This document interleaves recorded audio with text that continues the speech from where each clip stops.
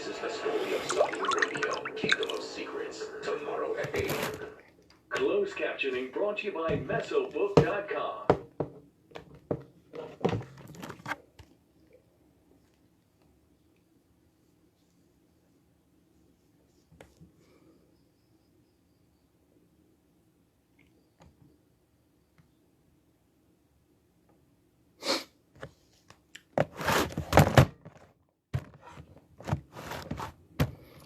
Ok, bonjour, bonsoir à tous, que Dieu vous bénisse, que sa grâce soit avec chacun et chacune d'entre vous.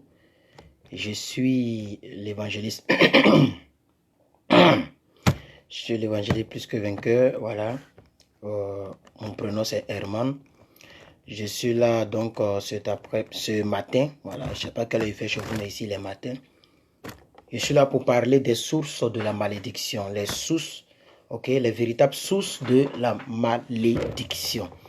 Voilà, je suis là pour parler de ce thème-là et pour nous exhorter ensemble afin de pouvoir ranger nos vies, afin de pouvoir réellement savoir, voilà, ce que Dieu pense de telle ou telle situation. Alors donc, je salue toutes les personnes qui se connectent et donc que Dieu vous bénisse, que sa grâce soit avec vous. Et donc, je vais déjà commencer le message. Que Dieu nous bénisse au travers de ce message. Voilà, que Dieu fasse que tout ce à quoi nous aspirons, que nous puissions l'avoir et que tout ce qui est source de malédiction, ok, tarisse au nom de Jésus-Christ. Voilà. Et donc, là où l'ennemi passe pour pouvoir donc proférer des malédictions sur nous, que ce lieu-là soit donc que toutes ces portes de malédiction soient fermées au nom de Jésus. Voilà.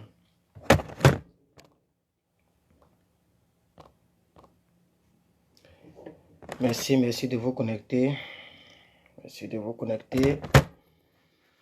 Oh, merci Saint-Esprit de Dieu. Béni soit ton nom, Saint-Esprit de Dieu.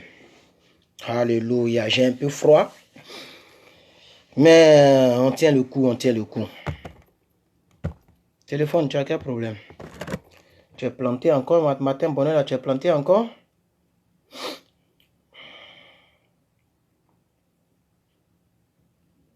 Voilà, donc partagez la vidéo, invitez vos amis et puis on va parler des sources des malédictions, les véritables sources des malédictions.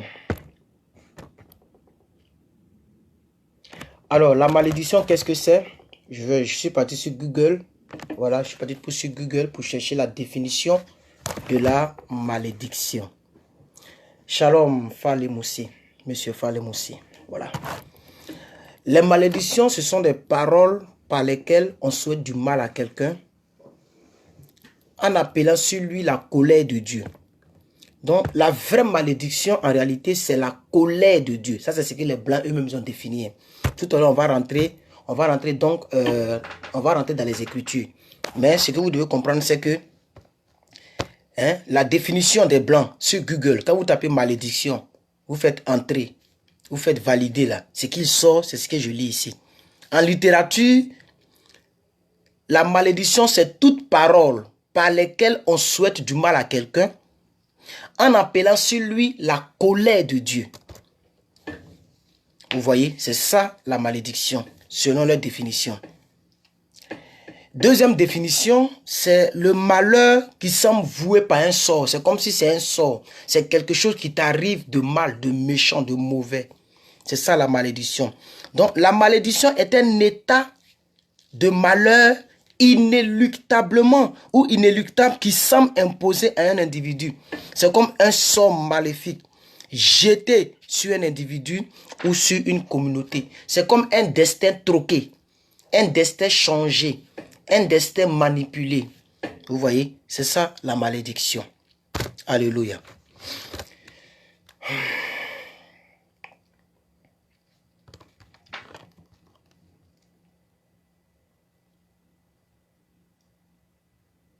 C'est ça la malédiction.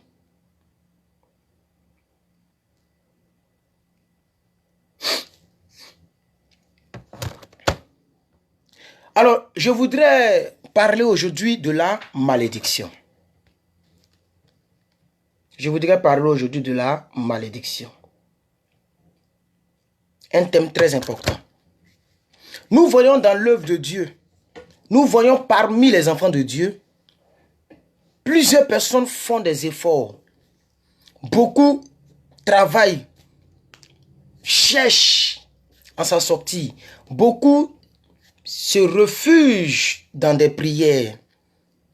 Mais nous avons comme l'impression que plus tu pries, plus les choses s'empirent. Et une de mes filles me l'a posé comme question. Pourquoi c'est lorsque tu pries que les choses s'empirent? La personne ne comprenait pas. Pourquoi est-ce que ça marche comme ça? Plus tu pries, plus ta situation s'empire. Alléluia. Je voudrais ce matin encore qu'on puisse réfléchir à cela. Alléluia. Quand on regarde la vie privée des personnes, les vies conjugales, des vies familiales, on se rend compte que malgré les efforts que nous faisons, malgré tout ce que nous faisons, la souffrance est au rendez-vous. Et c'était comme si le peuple de Dieu est maudit. C'était comme si le peuple de Dieu est maudit. Le peuple de Dieu est dans une malédiction notoire. Alors, qu'est-ce qui n'a pas marché? Pour que nous, enfants de Dieu, nous soyons toujours sous l'effet de la malédiction. Alléluia, gloire à Dieu. Je vais mettre sur silence, voilà. Or, la Bible nous dit que nous devons régner avec Christ. Nous ne sommes pas seulement destinés à être sauvés. Ça, il faut que je le dise. Et c'est clair dans la Bible. Le chrétien n'est pas seulement destiné à aller au ciel. Comme j'ai tantôt l'habitude de le dire, si c'était pour aller au ciel, le premier jour qu'on t'a baptisé, là, on est sûr que si tu meurs, tu t'en vas au ciel. Que Dieu te tue en même temps là. Si Dieu nous laisse sur la terre et qu'il nous donne des années, c'est pour que nous puissions rentrer dans les promesses qu'il nous a promises. C'est pour que nous puissions manifester la vie divine. C'est pour que nous puissions jouir de la vie terrestre. Alléluia, gloire à Dieu. Nous puissions jouir donc du christianisme étant sur la terre. Et c'est ce dont j'ai essayé de parler hier, même si j'ai eu un peu de coupure, tout ça. Mais les bouts de vidéo sont toujours sur cette même page. J'ai parlé du thème « Comment jouir de la vie chrétienne ». Vous pouvez aller checker aussi après ce message. Alléluia. Donc, nous ne sommes pas seulement destinés à être sauvés. Nous sommes destinés à être transformés.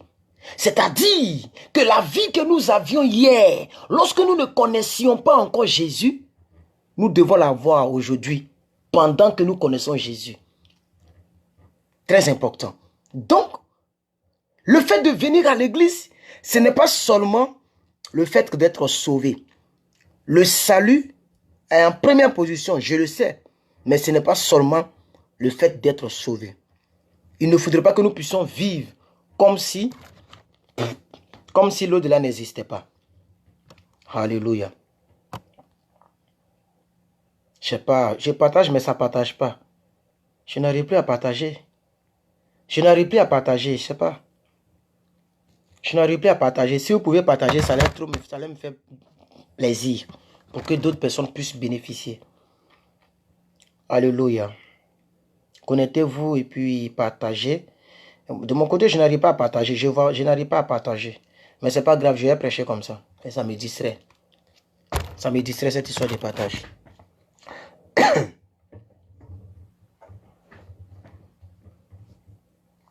Donc, je suis en train de dire que nous sommes en train d'essayer de voir ensemble. Nous sommes en train d'essayer de partager dans les groupes. C'est dans les groupes qu'il faut balancer la vidéo, ok? Et sur vos murs, en invitant vos amis. Nous sommes en train d'essayer de parler des sources de la malédiction. Et la malédiction n'a rien à voir avec les biens matériels. Il y a des gens qui sont riches et qui sont maudits. La malédiction, c'est un état de vie qui ne va pas. Écoute, c'est un état de vie où toi-même tu sais que tu n'es pas à l'aise. C'est ça la malédiction. Donc je vous ai dit tout à l'heure que la Bible nous dit que nous devons régner avec Christ. Et que nous ne sommes pas destinés seulement à être sauvés. Nous sommes destinés à être transformés. Nous sommes destinés à régner avec Christ dans l'éternité. Alléluia. Mais ce ne sont pas tous les croyants qui sont destinés à avoir une vie renouvelée, à avoir une vie de règne, une vie d'évolution. Ce sont ceux qui donc ont accepté, alléluia, cette préparation, cette formation, cette qualification. Alléluia, gloire à Dieu. Ce sont ceux qui mettent la parole de Dieu en pratique. Donc, je vais essayer de vous parler des sources de la malédiction. Les véritables sources de la malédiction. Un premier verset. Deutéronome 28, verset 15. Deutéronome 28, verset 15. Mais si tu n'obéis point à la voix de l'Éternel ton Dieu, si tu n'obéis point à la voix de l'Éternel ton Dieu, et si tu n'observes pas et que tu ne mets pas en pratique tous ces commandements et toutes ces lois que je te prescris aujourd'hui, voici toutes les malédictions qui viendront sur toi et qui seront ton partage. Ça y est dans la Bible.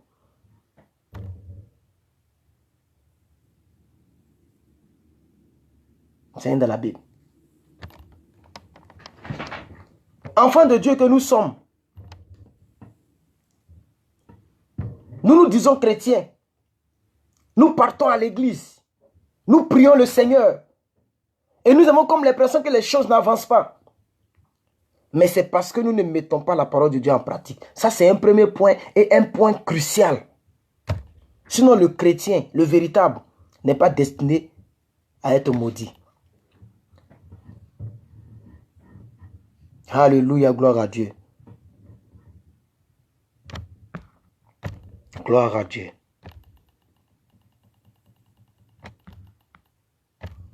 On veut que Dieu nous bénisse.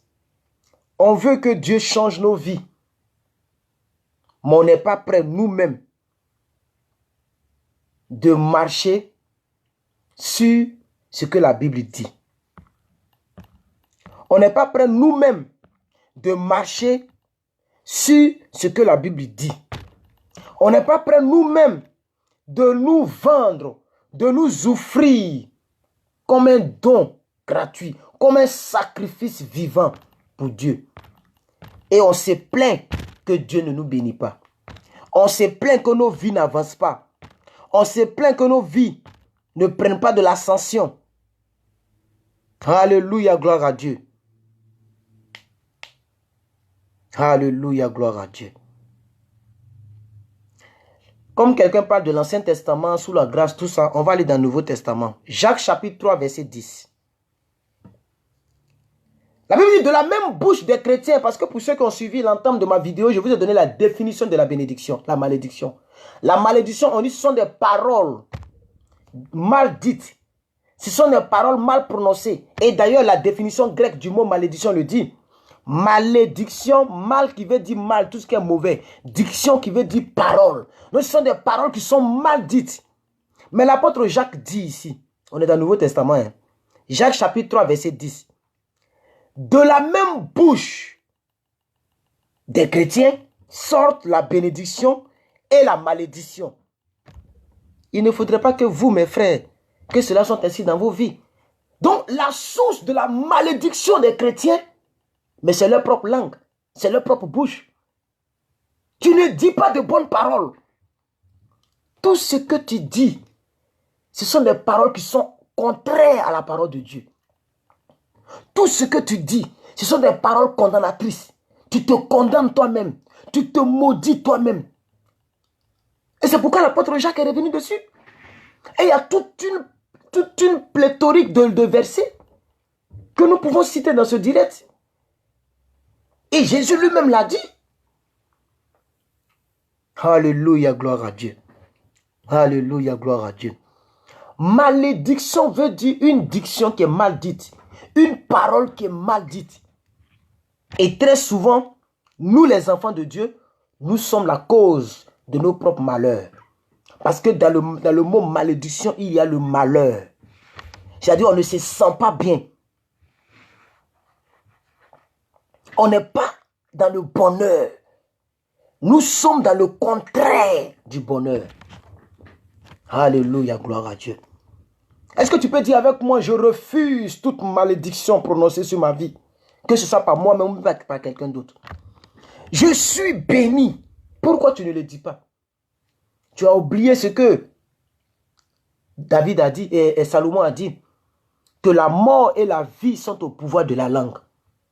La mort et la vie sont au pouvoir de la langue. Ça aussi, comme c'est dans l'Ancien Testament, c'est écrit, on doit oublier ce verset-là. Mais non.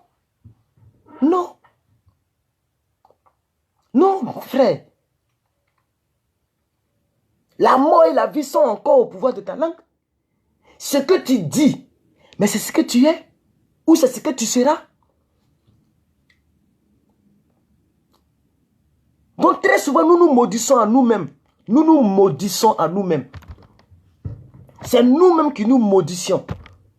Et c'est une source inévitable des malheurs de plusieurs personnes. Parce que nous sommes toujours dans des paroles qui ne nous avancent à rien. Des paroles qui ne nous fortifient pas. Des paroles qui ne nous aident pas. Mais tous les jours, nous sommes dans la tristesse. Alléluia, gloire à Dieu.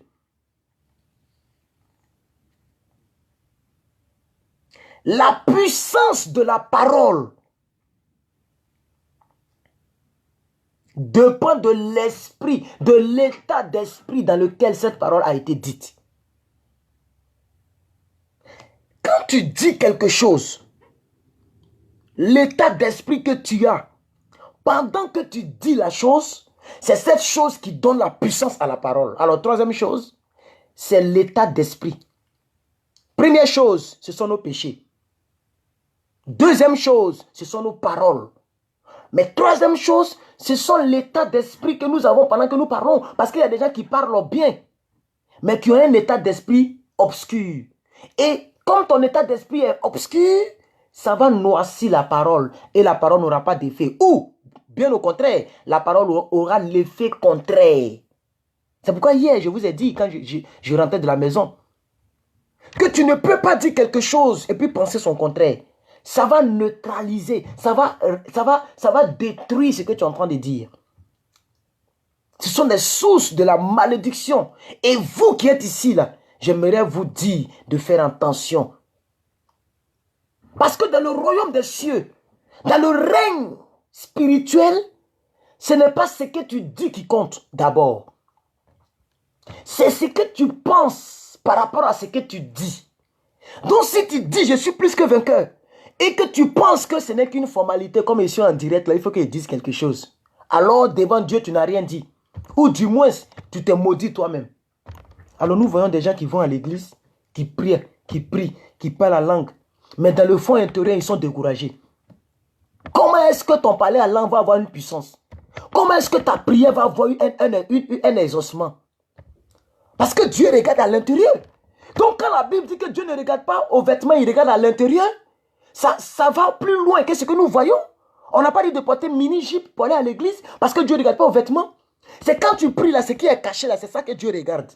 Ce n'est pas quand tu lèves les bras et puis, olé, alléluia, hosanna, alléluia, hosanna. Dieu s'en fout de ça. Quel est ton état d'esprit pendant que tu dis alléluia, hosanna? Quel est ton état d'esprit? Les sources de la malédiction.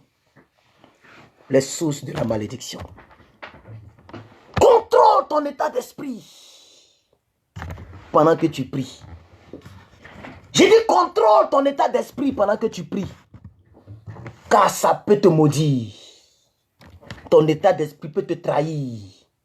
Ton état d'esprit peut te maudire. Et tout ce que tu as fait, tu n'as fait que du sport. Tu es parti dans une salle de gym. Tu as fait du sport en sautant. Tu n'as pas prié. Troisième des choses, l'état d'esprit. Alléluia. Alléluia, gloire à Dieu. Alors, Proverbe 26, verset 2. Regardez ce que l'apôtre, comment il s'appelle, le sage Salomon dit. De la même manière que l'oiseau, je m'amène à la quatrième chose, hein. Je suis en train d'énumérer les sources, à vous de noter. De la même manière que l'oiseau s'échappe, virgule. De la même manière que l'hirondelle s'envole. Qui a déjà vu l'hirondelle s'envoler? L'hirondelle est plus rapide que la seconde. L'hirondelle, petit comme ça, il est plus rapide que une seconde. En une seconde là, C'est pas du jeu. Il va comme ça, fou, fou. De la même manière que l'hirondelle s'envole, ainsi la malédiction sans cause n'a point d'effet. Hein? Donc la malédiction avec cause a de l'effet. Ça veut dire, toute action qui peuvent causer ta malédiction sont des sources de ta malédiction. Donc la Bible n'a jamais dit qu'il n'y a pas de malédiction. Hein? Tu manques du respect à ton père, biologique comme spirituel. Il t'a maudit, tu seras maudit. Parce qu'il est ton père, biologique comme spirituel. C'est grâce à lui que tu es né dans ce monde physique. Et c'est grâce à ton père spirituel que tu es né dans le monde spirituel. Tu lui dois du respect. Tu lui dois du respect. Ça, c'est un exemple, par exemple. Mais il y a des gens, à cause de ce qu'on a connu Jésus, à cause de ce qu'on a connu Dieu, non, une malédiction sans cause n'a pas d'effet. Et tu es en train d'insulter la pauvre dame. Tu ne sais pas que c'est elle qui t'a accouché? C'est quelle parole nous a enseigné de manquer du respect à nos parents à la maison? De manquer du respect à notre maman. Même si elle est païenne, elle est ta maman biologique. Elle t'a mise au monde. Elle a essuyé tes excréments, si on peut le dire ainsi. Quand tu urinais sur toi, c'est elle qui changeait tes couches. Le fait de connaître Jésus, ça ne veut pas dire qu'on doit manquer du respect à nos parents. C'est une source de malédiction que Dieu prend en compte. Très important. Très important. Alléluia. Alléluia, gloire à Dieu. Donc, pour que la malédiction n'ait pas d'effet, il faut être donc dans une bonne disposition. Si tu es dans une mauvaise disposition, la malédiction aura de l'effet. Par exemple, des gens tu vas à l'église d'un homme de Dieu et puis il t'énerve. La Bible dit que tu es en train d'amasser des braises. Le problème, c'est que les chrétiens ne lisent plus la Bible. Malheureusement, les chrétiens ne lisent plus la Bible. Sinon, tu allais éviter beaucoup de choses dans ta marche chrétienne. Un homme de Dieu que tu n'es pas convaincu qu'il est appelé par Dieu. Mais tu faut glisser. Mais tu es là. Il t'impose les mains. Tu le critiques. Tu l'insultes. Quand tu vois sa femme là, ton cœur est noir comme ça. Et puis tu veux que Dieu te bénisse. Ah! Quelqu'un que tu as appelé papa hier. Il priait, tu te ramènes. C'est toi, tu fais tout un clan pour le critiquer. Pour l'insulter. Pour le dénigrer. Et puis tu penses que le Dieu qui est au ciel là, il est bête quoi. Il est bête. Tu ne respectes pas ses serviteurs, puis lui va te bénir comme ça. Oh, celui qui ne bénit pas, te maudit. Oui. Une personne qui ne te bénit pas est une malédiction pour toi. Aïe. Une personne dans cette vie-là, la personne ne te bénit pas. La personne ne t'apporte rien. Donc ça veut dire que c'est le malheur que la personne va t'apporter. Nous sommes dans un monde dualisé. Tout est deux. J'ai mes deux yeux. Le jour que vous voyez 4 yeux sur moi, ayez peur de moi, je ne suis pas un être humain. Dans mes narines, il y a 2 trous. On a 2 mâchoires. Même 2 oreilles. 2 pieds. 2 bras. Même les doigts là, il y en a 2, il n'y a pas 3. Le jour que tu vois ça là, 1, 2 et puis 3 quelque part, il faut me fuir, je ne suis plus un être humain. Donc nous sommes dans un monde dualisé. Tu ne respectes pas le Père sur la terre et tu veux que le Père du ciel te bénisse. Non.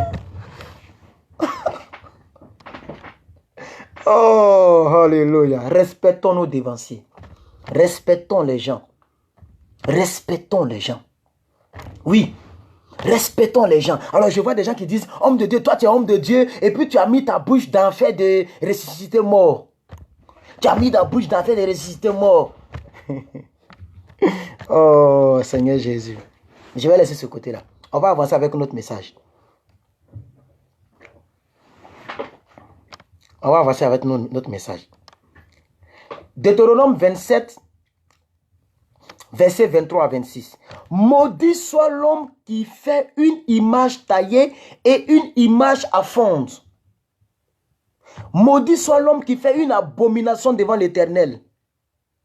Aujourd'hui, là, mais les gens se maudissent sans le savoir. Il y a des chrétiens et surtout des chrétiennes, mais qui vont encore chez Marabout. Tu mets foutaise sur qui? C'est sur Dieu que tu mets foutaise.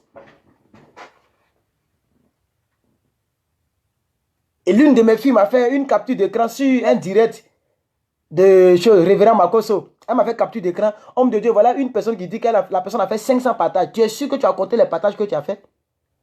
Parce que l'homme de Dieu, ou parce que Makoso Camille a dit de mettre le nombre de partages, toi tu mets 514 partages. Tu es sûr que tu as compté les 514 partages? Tu es sûr que tu as partagé vraiment dans 514 groupes?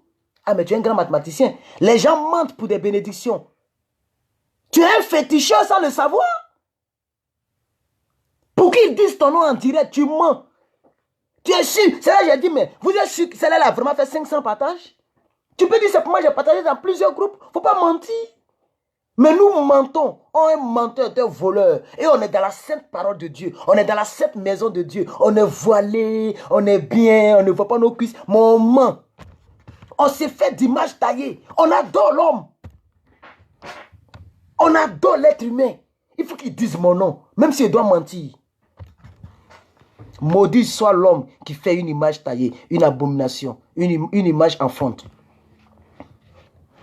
Aujourd'hui, là, les gens adorent deux dieux à la fois.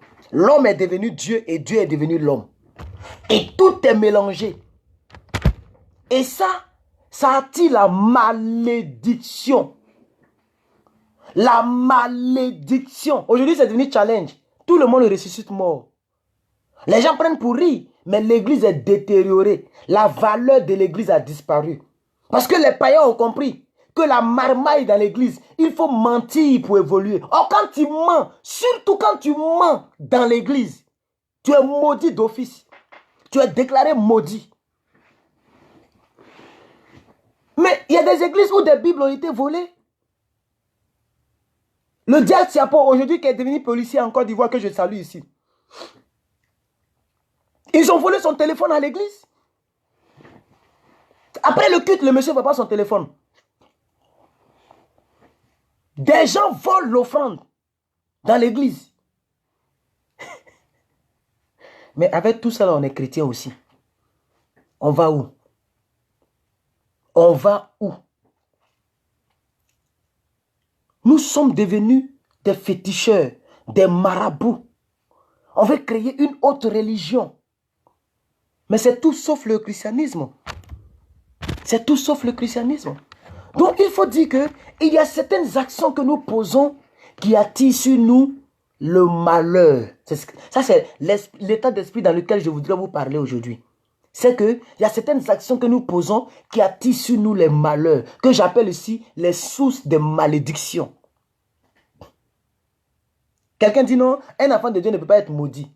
Un enfant de Dieu ne peut pas être maudit. Donc un enfant de président ne peut pas aller dans le bois de nuit. C'est les enfants des pasteurs même qui sont devenus plus païens que les païens. Il y a des enfants des pasteurs même attirant dans les chambres, c'est les revues pornographiques.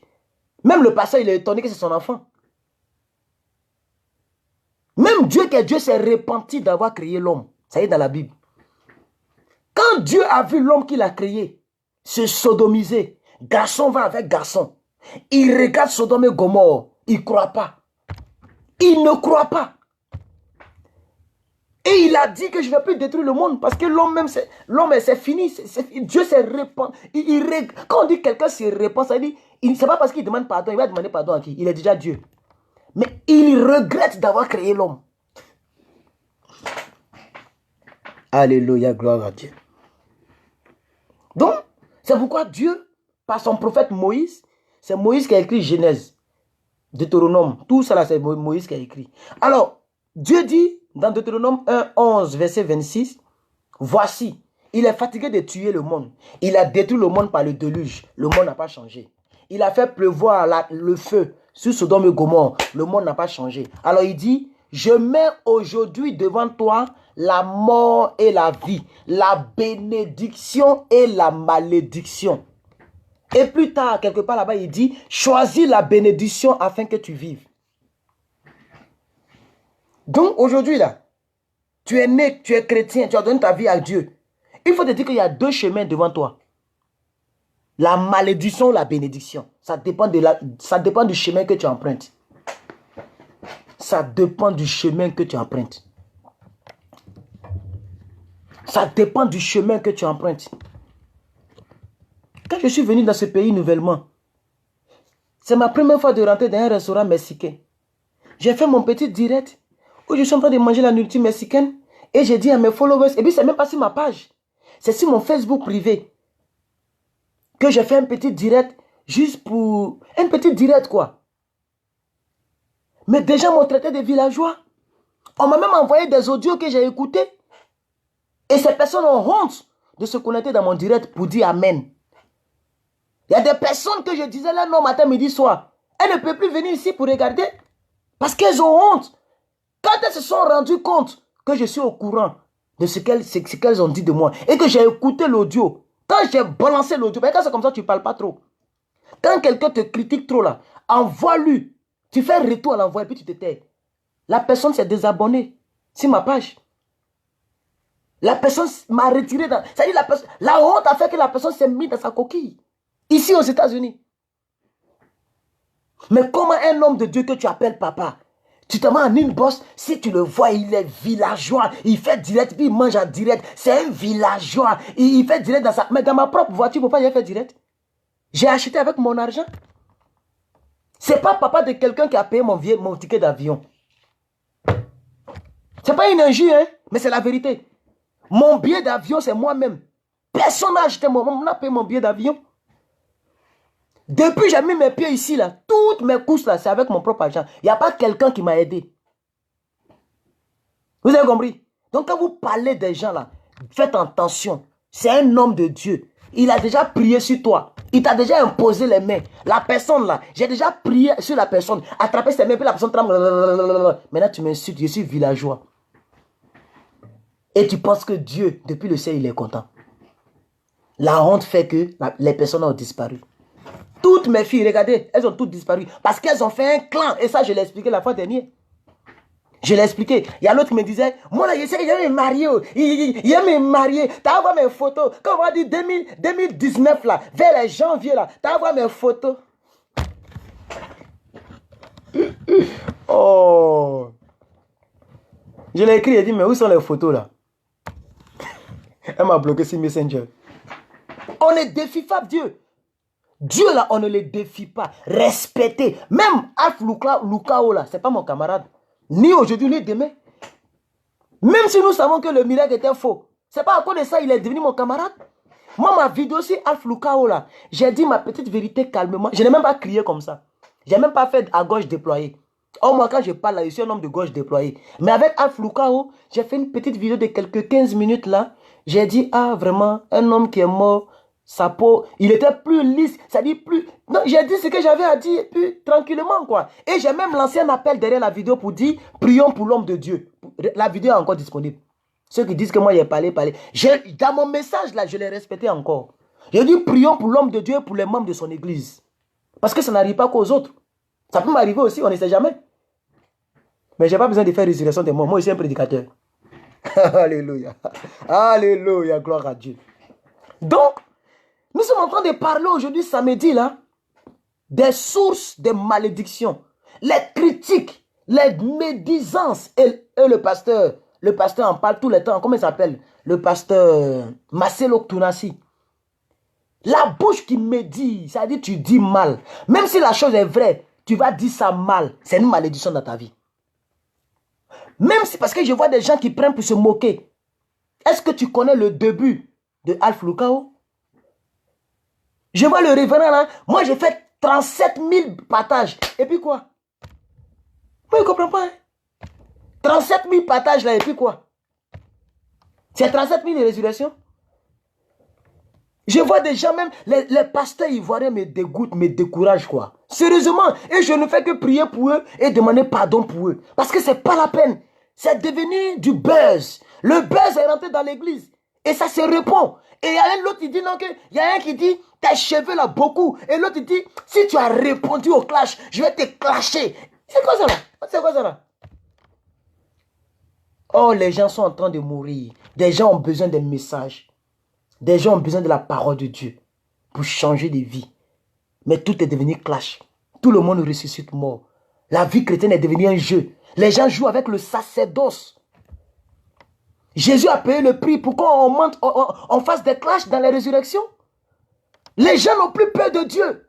Jusqu'à imiter.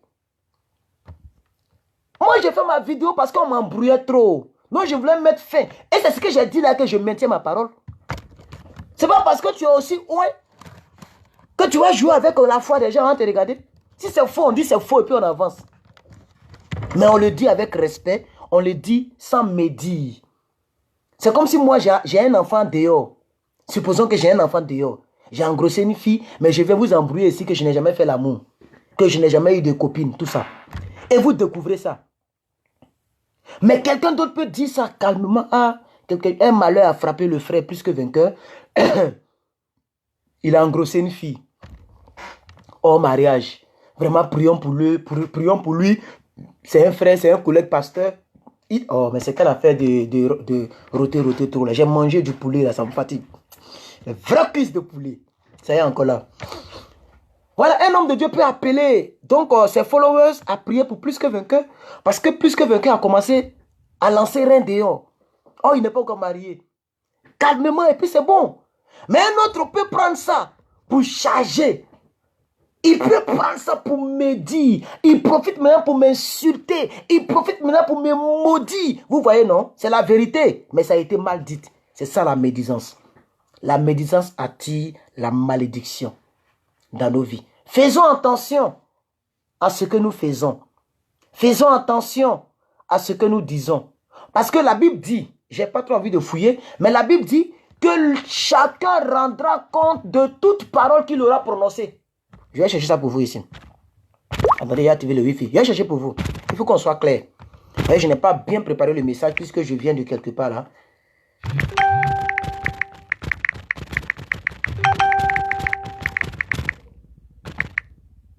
De toute parole. Attendez, je vais chercher. Voilà. Voilà. Matthieu 12, verset 26. Merci Seigneur. C'est ça, j'aime Google. Google, c'est facile. Il suffit de connaître une petite partie de la parole. Tu tapes et puis on te donne les versets. Matthieu 12, verset 36. Donc, l'une des sources et les plus fréquentes, les plus utilisées, c'est-à-dire la source que Satan utilise pour amener des malédictions dans nos vies, ce sont nos paroles, ce que nous disons. Nous disons des paroles malsaines, de mauvaises paroles. Et puis même si on habille la parole et qu'elle est bien, elle est bonne, il y a une intention. Et je vous ai parlé de l'intention. Parce que chaque parole a une intention derrière. Et Dieu regarde plus à l'intention qu'à la parole. Dieu regarde plus à l'état d'esprit. La pensée qui se cache derrière. Ce qu'on a nous enseigné à l'école, ce qu'on appelle l'enjeu. C'est-à-dire ce pourquoi tu es en train de dire ce que tu dis. Qu'est-ce qui t'a poussé à dire ce que tu dis? L'intention, c'est ça que Dieu regarde beaucoup. Et c'est ça qui tue la vie de plusieurs enfants de Dieu. Matthieu 12, verset 36. C'est Jésus qui parle. Hein? On n'est pas dans l'Ancien Testament. Tout à l'heure, quelqu'un a dit que ce que tu dis là, c'est l'Ancien Testament, on est sous la grâce. Maintenant, c'est Jésus qui parle. Jésus dit, je vous le dis, au jour du jugement, les hommes, c'est-à-dire femmes comme garçons, les hommes rendront compte de toute parole vaine qu'ils auront proférée. Toute parole mauvaise, toute parole vaine, c'est-à-dire la parole qui n'est pas nécessaire d'être dite. C'est-à-dire si tu ne dis pas là, ça fait quoi? Elle est vaine. Que tu dises, que tu ne dises pas, ça ne change rien. Mais nous, on ne s'était plus. Hein. On est devenus des clasheurs. Des chrétiens sont devenus des païens. Les débordeaux et Arafat qui se clashaient, eux, ils ne font plus clash. Hein. Mais c'est les chrétiens maintenant qui sont rentrés dans les clashs. Le Bouba et puis Caris qui veut se battre avec en mettant de l'argent en jeu là. Donnez-moi l'argent, je vais louer. Je suis parti à Los Angeles pour me renseigner là. Ce qu'on m'a dit là, ça m'a donné mal de tête. Je me suis retenu. Une petite salle de 100 personnes. On me parle de $900 par mois. Une petite salle comme ça. Sans compter le courant, l'eau qui n'est pas compris dedans. J'ai eu mal de tête. Je me suis retenu d'abord pour venir bien prier. Attends, je veux commencer quelque chose ici. Mais c'est pas grave. Dieu m'a dit allons-y doucement, doucement. D'ici 1 an, 2 ans, 3 ans, on pourra commencer quelque chose. Et tous les francophones viendront dans l'église des plus que vainqueurs. Alléluia. Revenons dans notre message. Donc, Jésus dit, je vous le dis, au jugement, au dernier jour, les hommes rendront compte de toute parole qu'ils auront proférée, qu'ils auront prononcée, qu'ils auront dite. Donc, faisons attention à ce que nous disons. Faisons très attention à ce que nous disons. Parce qu'il y a des paroles que nous disons qui attirent vers nous la malédiction. La malédiction. Une autre source de malédiction, c'est le fait de céder à la tentation. C'est-à-dire, Dieu t'a préparé une bénédiction. Et Satan vient te tenter. Et tu cèdes à la tentation. Ça casse la bénédiction de Dieu. Et ça laisse en toi la malédiction. Si Job avait cédé à la tentation de sa femme, il n'aurait pas eu le double de ce qu'il a perdu. Parce que la Bible nous dit dans Job 42 que Job a été béni doublement de tout ce qu'il avait perdu. J'ai une télécommande. Quelqu'un vient m'arracher la télécommande. Et après, on me donne 2 télécommandes. J'ai été béni ou bien j'ai été maudit. J'ai été béni. La bénédiction, c'est un plus qui s'ajoute à ta vie. Et c'est ce qui est arrivé dans la vie de Job. Job a eu le double de tout ce qu'il avait perdu. Après avoir résisté à la tentation. Donc, toute tentation, c'est pour te mettre à l'épreuve. Quel chemin tu vas emprunter? Parce que tout à l'heure, je vous ai dit dans Deutéronome 11 que Dieu dit, je mets devant vous la vie et la mort, le bien et le mal, la malédiction, la bénédiction. Donc, ça dépend de quel chemin que tu empruntes quand la tentation est là. C'est la même chose avec Joseph. Si Joseph avait couché avec la femme de Potiphar, peut-être qu'il ne serait jamais surintendant d'Égypte. C'est la même chose avec les méchants Shadrach, Abednego. S'ils avaient adoré ce Dieu-là, ils n'auraient jamais vu la gloire de Dieu dans leur vie. Où Jésus vient les sauver du feu. Et c'est comme Daniel. Il y a beaucoup d'exemples comme ça. Ne cédons pas à la tentation. Ne cédons pas à la tentation. Quand tu cèdes à la tentation laisse des traces. Et ces traces-là sont appelées malédictions. Toute tentation laisse des traces. Et ces traces-là produisent la malédiction dans ta vie. Alléluia. Les sources des malédictions. Maintenant, on va aller dans un niveau supérieur. On va aller dans le niveau du mysticisme. Vous voulez qu'on s'envole? On va aller dans le mysticisme. Vous savez, quand tu couches avec quelqu'un, tu partages ses démons, tu partages ses esprits, tu partages ses malédictions ou bénédictions.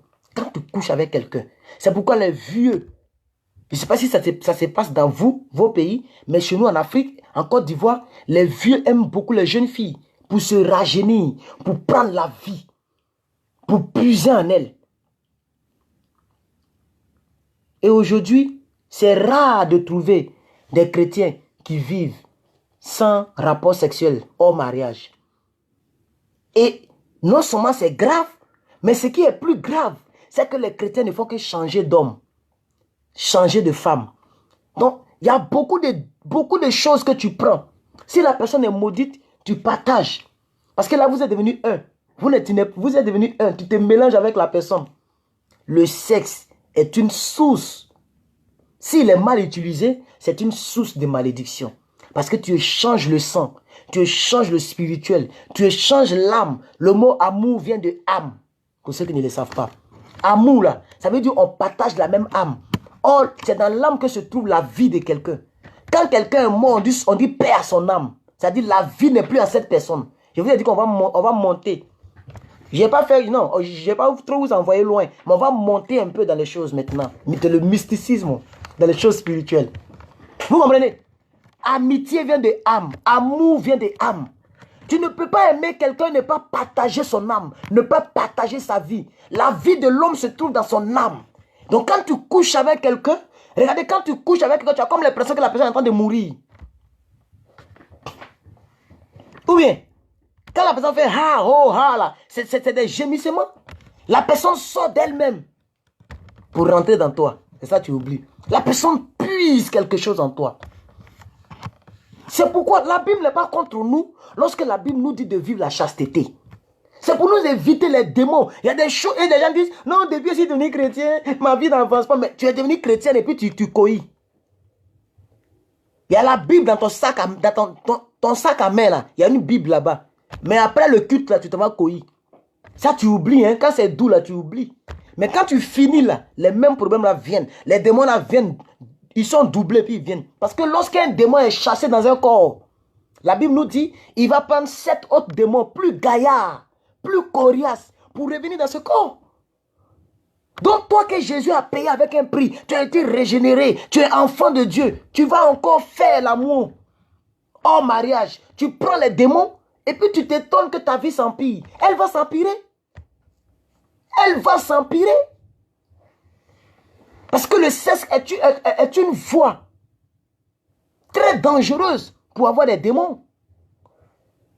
Le sexe la sexualité est un acte spirituel. Là, vous n'êtes plus sur la terre, vous sortez de vos corps. Ou bien, il n'y a pas quelqu'un parmi vous là qui n'a jamais fait l'amour.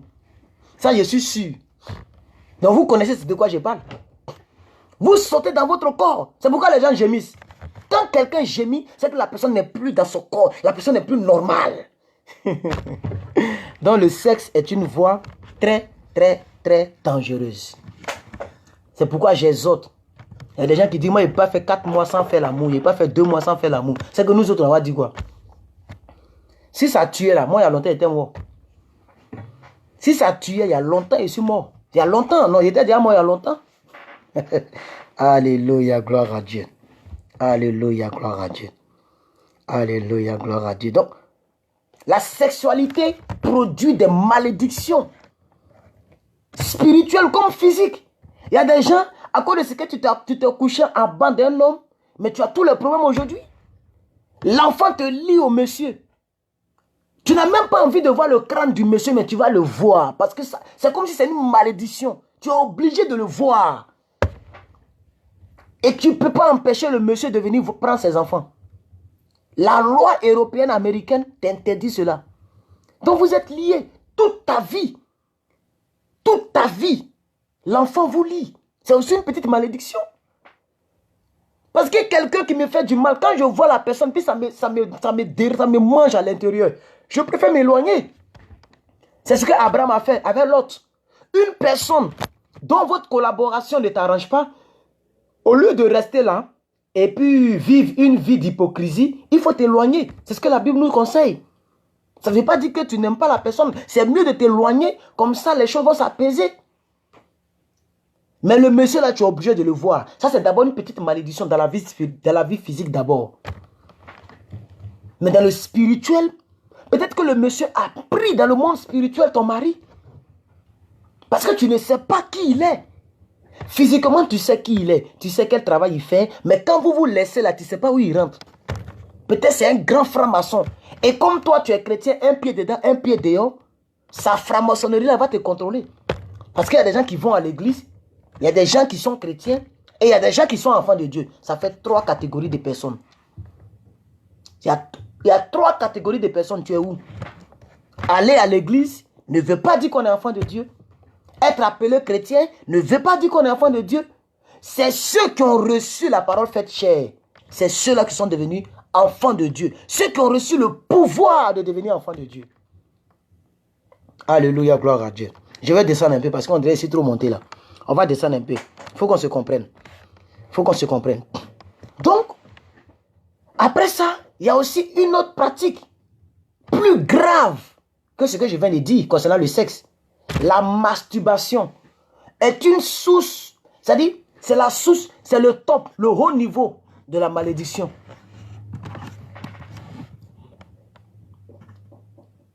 Le frère en Christ, il s'en va chez la fille.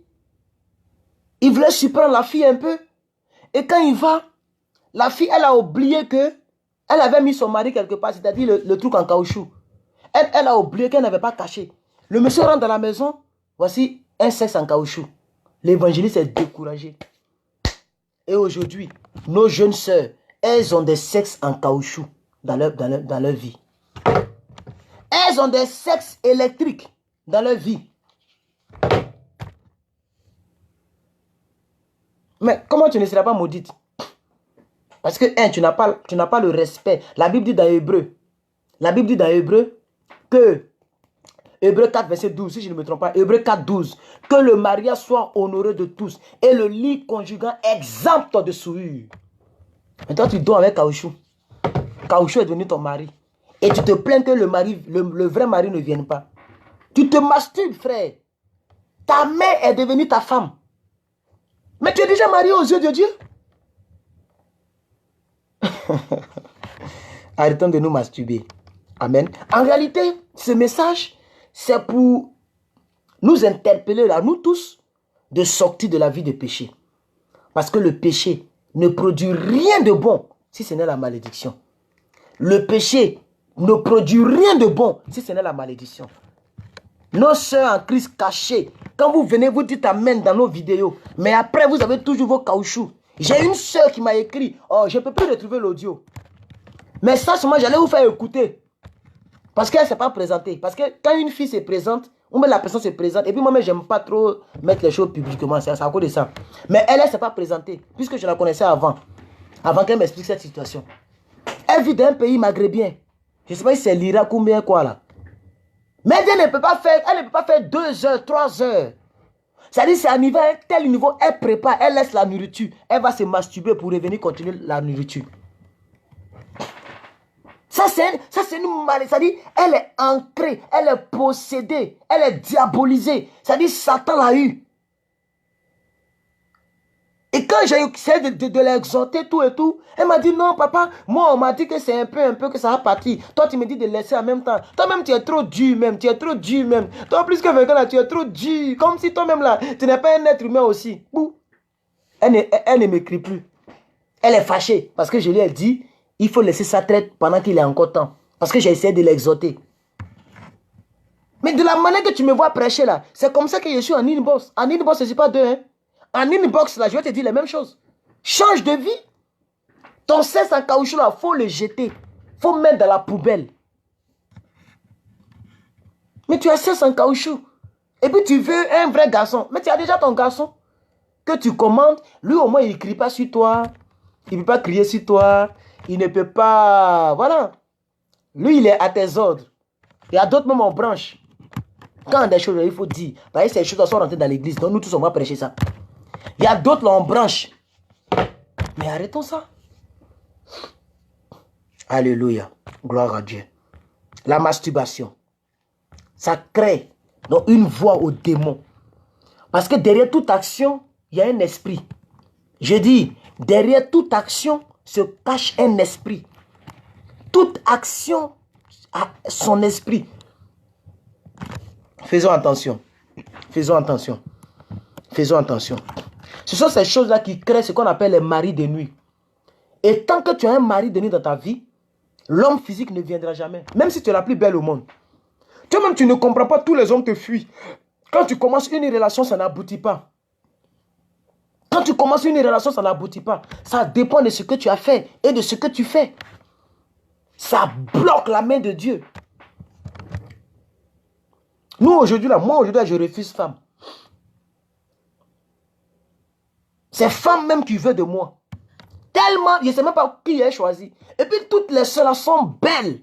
Donc, on est obligé de prier maintenant pour le cœur. Que Dieu nous révèle le cœur. Pour ne pas qu'on fasse un mauvais choix. C'est pourquoi. Si on avait toute cette consécration, il y a des filles même qui rêvent d'avoir un homme comme nous. Pas parce qu'on est plus beau, ou on est plus riche. Mais vous savez pourquoi. Alléluia. Quand tu payes le prix quelque part, on te récompense quelque part. Celui qui sème avec des larmes, récolte avec des chants d'allégresse, dit la parole de Dieu. Pourquoi tu n'es pas prête à vivre la chasteté?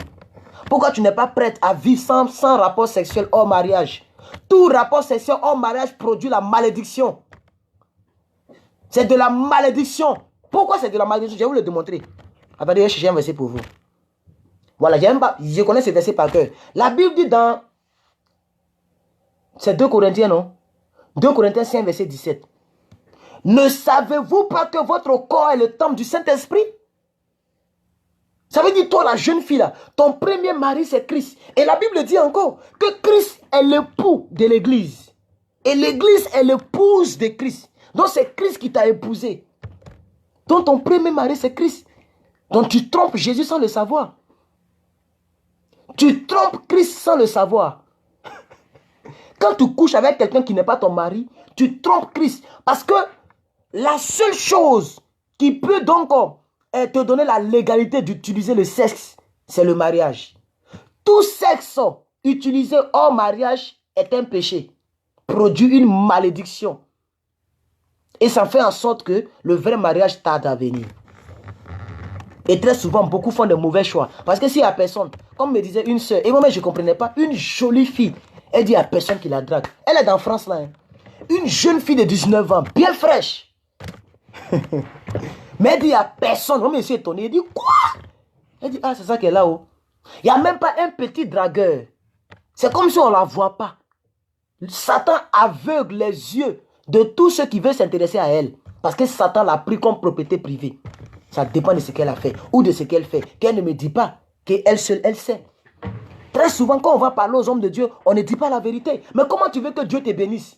Si toi-même tu mens à l'homme de Dieu, tu fais des pratiques que tu ne dis pas. Il y a d'autres, c'est par honte, parce qu'elles ont honte de dire. Il y a d'autres parce qu'elles aiment ça. C'est devenu ton péché mignon. Arrêtons. Arrêtons, frère. Cherchons réellement la face de Dieu. Aujourd'hui, là, moi-même, je suis là, même, il me dit, mais attends, il faut que moi-même je fasse, moi-même, je dois draguer maintenant. Moi-même, il faut qu'il drague.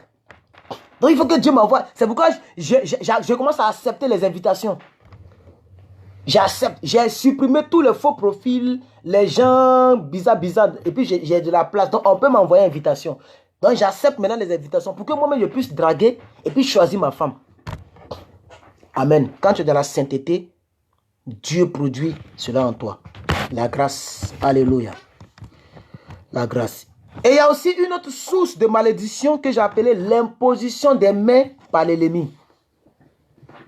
Est-ce que vous savez que l'imposition des mains, c'est une action très puissante, mais aussi très destructrice. Destructrice. Quand un homme qui n'est pas oint, un homme qui se dit homme de Dieu, mais qui va prendre des potions magiques, il t'impose les mains. Il te donne des esprits. Et puis je vais vous dire quelque chose même. Pardonnez, c'est bon. Il ne faut plus te poser les mains. C'est moi qui te dis ça. Je dis, il ne faut plus accepter qu'un homme de Dieu pose sa main sur ta tête. Parce que où on est rentré là, sur 100 hommes de Dieu, peut-être même que c'est 10 qui servent le Seigneur réellement. Ça, je vous le dis, hein. Les gens vont pour prendre des ceintures, des bagues. Les gens vont pour prendre des potions. D'autres vont têter saint. Des femmes qui ont 90 ans au Bénin. Ça, on connaît les témoignages de ça. Pour faire trembler les gens. Si quelqu'un veut prier sur toi, qu'il prie pour toi. Mais imposer ta main sur ton âme. Sur ta tête. Où repose ton âme? L'âme de l'homme est quelque part ici. Et tu ne connais pas la personne? Si ce n'est sur les réseaux sociaux, on va te renommer. Est-ce que tu connais la vie de la personne? L'imposition des mains. En tout cas, si tu es une personne, depuis 2016, je prêche la parole de Dieu sur les réseaux sociaux. Mais depuis 2008, je prêche la parole de Dieu officiellement. On m'a consacré évangéliste en 2008. Et depuis 2008, je l'ai toujours dit à mes enfants spirituels. Imposition des mains, fais attention. Des gens te maudissent. D'autres même, c'est leur cuit, ils t'imposent. Puisque toi, tu n'as pas la vie de prière, tu ne vois même pas dans le monde spirituel. Dieu ne te révèle rien aussi. Puisque tu as un pied dedans, un pied dehors. Samedi, tu vas faire ton show. Dimanche, tu es à l'église. On ne sait même pas tu es dans quel cas. Satan t'énerve. Tu énerves Satan. Dieu aussi, même là, il ne te calcule même pas parce qu'il y a trop de sujets de prière. Donc, quand c'est comme ça, là, l'homme de Dieu qui est dans les marmailles, il vient te poser les mains, il prend ta grâce, il te maudit et puis il s'en va. Il t'impose ses fesses. Alléluia. Alléluia. Alléluia. Donc, il faudrait que nous puissions le comprendre, que nous sommes le temple de Dieu. Et la Bible dit quoi? C'est lui qui souille le temple de Dieu, je le détruirai. C'est Dieu lui-même qui parle. Quand toi, enfant de Dieu, chrétienne ou chrétien, tu vas souiller ton corps, un païen tête et sein plutôt. Un païen est sur toi, il est couché sur toi. Est-ce que tu sais dans quel état tu mets le Saint-Esprit? La Bible dit, n'attristez pas le Saint-Esprit, car c'est un malheur que vous produisez dans vos vies.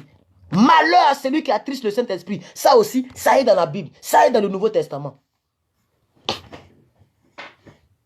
Mais le Saint-Esprit est en nous. 2 Corinthiens 5, 17. Ne savez-vous pas que votre corps est le temple du Saint-Esprit? Non, non, c'est 2 Corinthiens 5, c'est combien même? 2 Corinthiens 6, verset 19, voilà. Parce que 5, 17, c'est si quelqu'un est en Christ, cette personne est une nouvelle création. Voilà, ça c'est 2 Corinthiens 5, 17. Si quelqu'un est en Christ, cette personne est une nouvelle création. Mais 2 Corinthiens 6, 19 dit, si je ne me trompe, ne savez-vous pas que votre corps est le temple du Saint-Esprit? Alléluia. Donc, et la Bible dit quelque part, c'est lui qui détruit mon temple, je le détruirai. Je vous cherche le verset tout à l'heure. Mais maintenant, il faut qu'on donne les preuves de ce qu'on dit. Je vous donne les versets. Et si Dieu devient ton ennemi, mais c'est que tu es maudit. Parce que Dieu qui est censé te sauver, lui-même il s'érige à ton ennemi. Il se transforme en la personne. Dieu décide que tu ne vas pas évoluer. Tu es arrivé où? Au moins si Satan est ton ennemi et que Dieu est avec toi, la Bible dit, si Dieu est avec nous, qui sera contre nous? Au moins tu es vainqueur. Mais Dieu lui-même, il se dresse contre toi. Tu vas arriver où? Arrêtons la vie des péchés.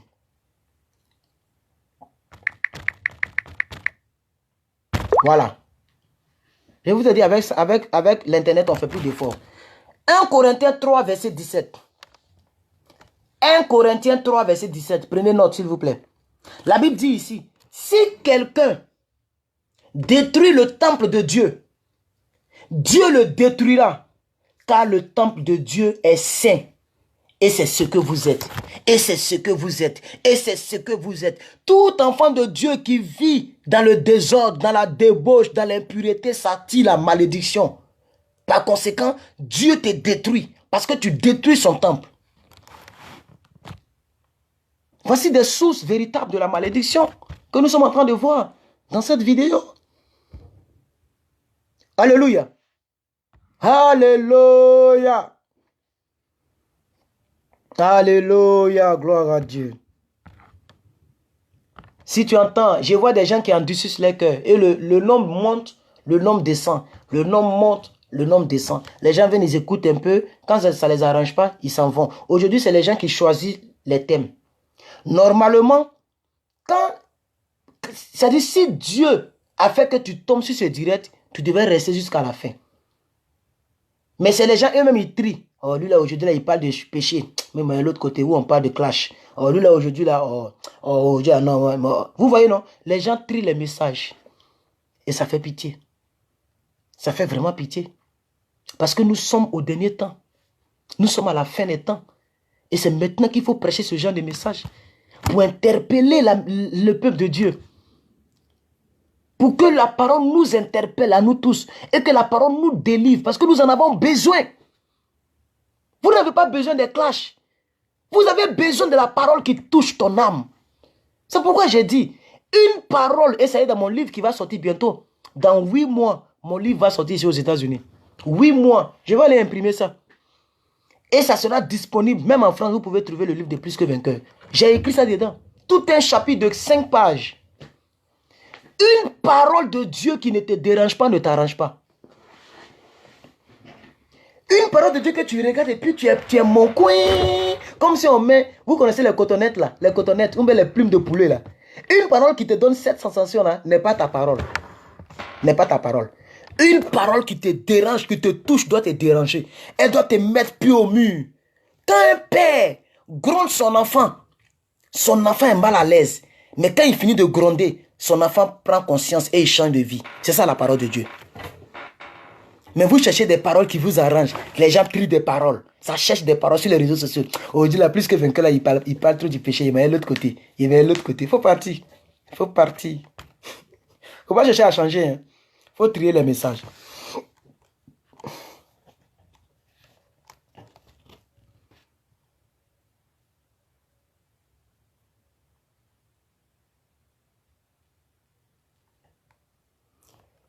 Zacharie chapitre 5. Lisez, je vais résumer pour vous, mais lisez à la maison parce que c'est trop long. Lisez tout le chapitre de Zacharie.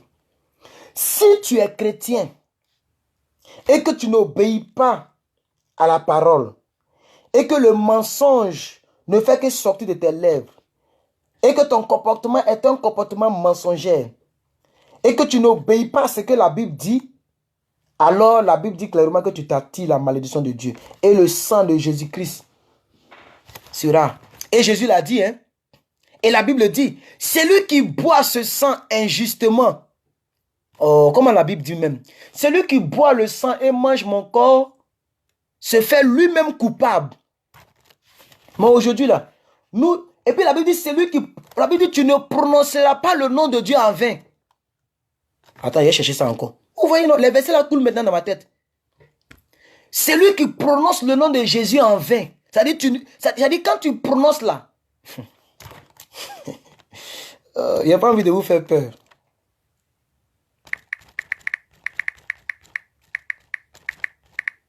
Voilà ça ici. Oh, j'aime Google pour ça. Exode 20, verset 7. Tu ne prendras pas le nom de Dieu l'Éternel en vain. Ça produit une malédiction. Ça produit une malédiction. Ça produit une malédiction. Regardez bien le verset. Tu ne prendras point le nom de l'Éternel ton Dieu en vain, car l'Éternel ne laissera pas impuni celui qui prendra son nom en vain. L'Éternel ne laissera pas impuni. Donc Dieu te punit. Et quand tu es sur la terre, la punition s'appelle malédiction. Le vrai nom de la punition, c'est la malédiction. Le vrai nom de la bénédiction, c'est de la malédiction, de la punition de Dieu, c'est la malédiction. Alléluia, gloire à Dieu. Alors donc, frères et sœurs, c'est très important. Voici toutes les sources que j'ai citées de manière pêle-mêle, voilà, qui produisent des malédictions dans nos vies. Alléluia. Ce sont ces choses-là qui produisent des malédictions dans nos vies. Et donc, en tant qu'enfants de Dieu, nous devons respecter nos pères spirituels. Nous devons respecter nos pères biologiques. Nous devons ne pas attrister l'Esprit de Dieu en nous consacrant. C'est ça, non? En nous consacrant, en nous mettant à part. La Bible dit, je t'ai mis à part pour de bonnes œuvres. Je t'ai choisi. Je t'ai appelé, je t'ai qualifié. Alléluia.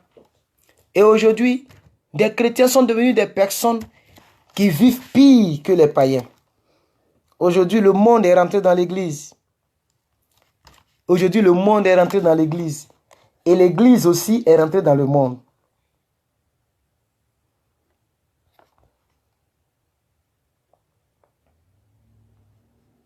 Amen. Je vais mettre, comme ça fait déjà une heure que je suis là, je vais tirer une conclusion et prier pour chacun d'entre vous. Et on va se laisser. Vraiment que Dieu vous bénisse et que sa grâce soit avec chacun et chacune d'entre vous. J'ai été très heureux de vous avoir parlé de ce thème en long et en large. C'est vrai que j'ai dit de manière pêle-mêle, mais pour ceux qui ont pris note, je pense que j'ai donné au moins 15 sources ou peut-être 10 sources de malédiction. Ok? Voilà, donc 10 sources qui produisent la malédiction. Ok? Qui produisent le malheur, qui font que nous ne sommes pas à l'aise. Nous ne jouissons pas de notre vie spirituelle. Amen. Et parmi lesquels je retiens quelque chose ici, le mensonge, je retiens aussi la médisance, je retiens aussi le critique des hommes de Dieu, des gens qui insultent des hommes de Dieu, des gens, tu ne me verras jamais insulter quelqu'un. Même si je dis que telle personne est comme ça, je ne pourrai jamais insulter un oint de Dieu. Parce que mine de rien, tu ne connais pas la relation entre lui et son Dieu. Alléluia. Et faisons attention, un homme de Dieu qui prie pour toi, tu vas dans l'église, pas dans son église, parce que souvent on dit des choses sans le savoir. Ce n'est pas l'église de l'homme de Dieu. Mais tu vas dans l'église d'où il est établi sur toi. La Bible dit que tu t'attires des braises sur ta tête. Ça veut dire que tu te maudis. À chaque fois qu'il prie, que tu lèves les mains, c'est une malédiction, toi tu reçois. Les autres reçoivent bénédiction, mais toi tu reçois malédiction. Donc si tu ne me considères pas comme un homme de Dieu, il ferait mieux que tu quittes la page. Au moins tu ne te maudis pas. Mais tu me critiques, tu m'insultes, tu médis sur moi. Et puis quand même je fais des lives, tu viens, tu dis amen. Tu t'attires la malédiction, purement et simplement. C'est clair. Un homme de Dieu, tu n'aimes pas son crâne. Il ne faut plus aller dans l'église. Où il est établi, pas dans son église. Parce aucun homme de Dieu n'a une église. L'église, c'est l'église de Jésus-Christ. C'est pourquoi la fois dernière, j'ai dit que l'homme de Dieu, Aflukao, disait des choses qui prouvent, et ça je l'ai regardé depuis longtemps, cette vidéo-là, mais aujourd'hui qui prouve ce que nous venons de voir sur la toile. Voilà. Et puis les gens le disent beaucoup, mon église, ce n'est pas ton église. Ce n'est pas ton église. C'est l'église de Dieu. Et puis ce n'est pas ta parole. Dans ma prédication, dans ma parole. Il faut dire dans la parole de Dieu. Ou dans la prédication. Pas dans ma prédication. Ce que je viens de donner, ce n'est pas ma prédication. C'est la prédication. Tu ne me verras jamais dire, tu ne m'entendras jamais dire ma parole. Dans ma parole que j'ai prêchée, j'ai toujours dit, quand je prêche la parole, Dieu touche des gens. Quand je prêche la parole, Dieu touche des gens. Voici les petits ingrédients. Un homme de Dieu qui prêche, qui ne dit même pas le nom de Jésus. Il y a des hommes de Dieu comme ça. Hein? Que Dieu nous aide. Prions pour eux. Aidons-nous les uns les autres. En tout cas, j'ai dit tout ce que j'avais à dire. Tous ceux qui viennent d'arriver en retard, vous pourrez regarder en rediffusion. Je vais me reposer un peu parce que la semaine a été trop chargée, très très chargée. Et vraiment, particulièrement la semaine qui vient de passer là, j'ai eu des petites épreuves. Voilà. Hein? Pour un petit truc sur ma voiture, je n'ai même pas pu payer ma maison. Parce que l'argent que j'allais prendre pour payer la maison, j'ai dépensé sur la voiture. Parce que ici, c'est comme ça. Quand il y a une panne, eux ne savent pas d'où la panne vient. Donc, ils vont passer la voiture au check-in, c'est-à-dire, c'est ça, nos vérifications. Et les 3 vérifications qu'ils ont fait là, ça m'a coûté plus de $300.